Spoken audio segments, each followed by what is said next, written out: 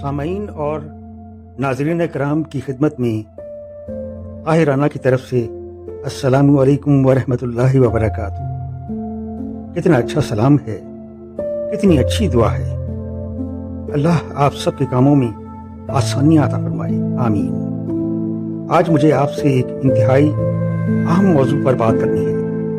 موضوع ہے دور حاضر میں آج کا انسان کسی آزمائش اور تکلیف کی کیفیت میں اللہ کی طرف رجوع کرنے کی بجائے سوشل میڈیا پر دل کی بھڑاس نکالنے کیوں جاتا ہے۔ آئیے ذرا ہم دیکھتے ہیں کہ سوشل میڈیا پر ہمارا منفی رویہ ہمیں کیسے کیسے نقصان پہنچاتا ہے۔ آج کا سوشل میڈیا اچھا خاصا برطانیہ کا ہائٹ پار بن کے رہ گیا ہے۔ سماجی، معاشی اور نفسیاتی مسائل میں تشویشناک حد تک اضافہ ہوا ہے۔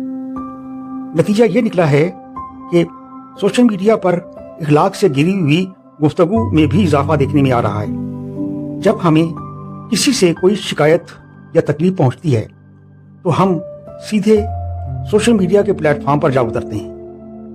ہمیں اس بات کا ذرا سا بھی ادراک نہیں ہے کہ سوشل میڈیا محض ایک تصوراتی دنیا ہے اور اس کا حقیقی دنیا سے دور کا بھی کوئی تعلق نہیں ہے۔ نہ ہی یہ ایسا کوئی فورم ہے جس کے ذریعے سے معاملات کو سلجھایا جا سکتا ہو۔ سوشل میڈیا پر ہمیں جس سے اذیت پہنچی ہوئی ہوتی ہے اس پر ہم کڑی تنقید کر لیتے ہیں، تکلیف دینے والوں کو اللہ کے غضب سے بھی ڈراتے ہیں، غرض کے دل کی ساری بھڑاس نکالی جاتی ہے۔ معاشرے کے اس قسم کے منفی رویے سے سوشل میڈیا پر ایک بالکل مختلف صورتحال نے جنم لیا ہے۔ شکایات کا پلندہ لے کر جب ایک عام آدمی سوشل میڈیا پر آ گیا ہے تو آپ کو یہاں پہلے سے ہی گھڑی کھڑائی ریڈی میڈ پوسٹس مہیا ہونے لگیں گی، جنہیں شیئر کرنے سے ایک عام آدمی کے دل کی بھڑاس نکالنے کا بندوبست ہو جاتا ہے۔ تاہم یہ کسی بھی مسئلے کا حل نہیں ہے۔ بشر ہونے کے ناطے ہم سب سے غلطی ہوتی ہے، اور دنیا میں مجھ سمیت کوئی شخص ایسا نہیں ہے جو کسی نہ کسی شخص کی زندگی کی کتاب میں برا نہ ہو۔ یہ ایسا مقدمہ بھی نہیں جس کا کوئی فیصلہ نکل آئے۔ تنازعہ کے حل کے میرے نزدیک دو طریقے ہو سکتے ہیں۔ کسی زمانے میں ہمارے بزرگ کہا کرتے تھے کہ کوئی بھی مسئلہ درپیش ہو تو اس کا حل گھر کی چار دیواری میں حل ہو جائے تو اچھا ہے۔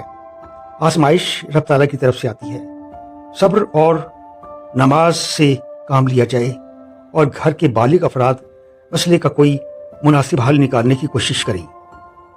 عموماً اکثر تنازعات گھر میں ہی حل ہو جاتے ہیں، بشرطے کہ ہم انا پرستی سے بچ کر کوئی معقول حل نکال لیں۔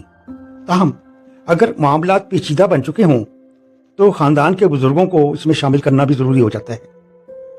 پاکستانی معاشرے میں فیملی سسٹم یا مضبوط خاندانی نظام اب تقریباً ختم ہو چکا ہے۔